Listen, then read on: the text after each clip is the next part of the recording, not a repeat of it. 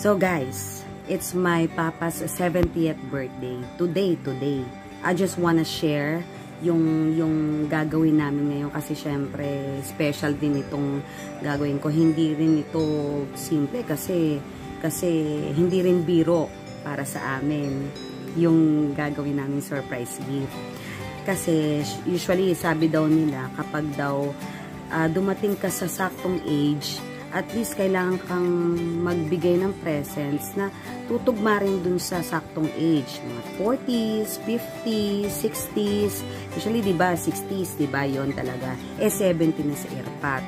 So, naisip namin, since hindi naman namin Carrie Bells ang mag-provide ng gift na yung mga nakikita natin sa mga money cake, yung 70K, or mag-surprise na nasa restaurant, at doon kami mag-i-spend, doon namin isusurprise sa airpot.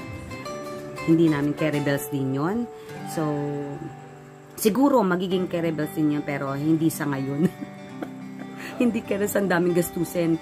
Kaya, ganito na lang ginawa namin. Nag-isip na lang kami na sa tingin namin, magugustuhan din ni airpot. Alam kong magugustuhan ito ni airpot kasi importante ito sa kanya. Essential ito kung tawagin. Kaya ang naisip namin ay Los Sultan 50 mg. Ayan, ito ang aming iririgalo. Ito ay 70 piraso. Uy guys, hindi rin biro ito. Hindi pala biro ang halaga ng mga ganitong gamot.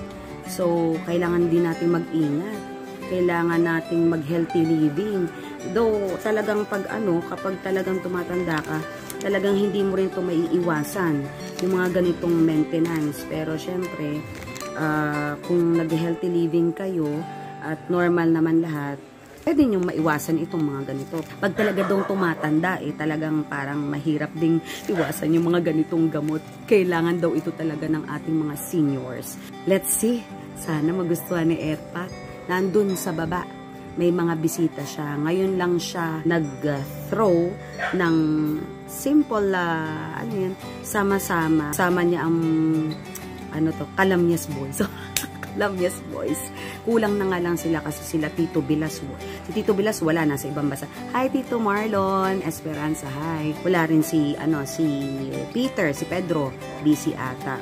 And then, kung sino lang makapunta, welcome naman dito sa bahay. Kasi simple lang naman si airpot, medyo talagang, hindi na siya umiinom talaga. Pero since birthday niya, pakonti-konti lang. Kasi alam na ni Papa yung limitations niya ngayon. Natutuwa kami kay Papa kasi hindi na siya naninigarilyo. Yun. At saka, hindi na rin siya umiinom ng alak. Pag may mga occasion, pag iinaya siya ng mga relatives namin, dito lang sa bahay, konting pa-beer, pero hindi na katulad yung nalalasing siya dati. So, very good si airpot. Sinusunod yung aming bilin sa kanya. So, let's see. Let's surprise si airpot. Yay! Papa, di ba pag saktong 70 years old, dapat ay merong kahit paanong regalo. Ay wala akong regalong bonggesius. Ito na lang. Wow! Lusartan! Ano masasabi mo, Papa? Halagang 70 piraso yan kasi 70 ka na. Diba? 2 kahon na yan. Ilang paligyan? Ilang miligram? Ha? Ilang miligram? 50. Diba? Ayan ang mga bisita ngayon ni Papa. Sana makaabot din kami ng 70. Kaya nga. Yan. Accomplish.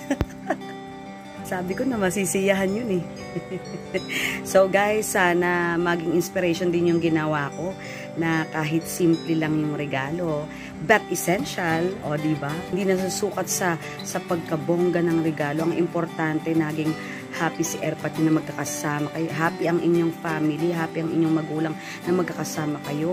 Walang sakit, diba? Yun. Pero syempre, bonus na yung mga ganyang mga gift na yan. So ito, yan, na naging masaya si airpot. So, ako accomplish. Bye! Happy birthday to you. Okay. Happy birthday to you. Yay! Happy birthday, Papa.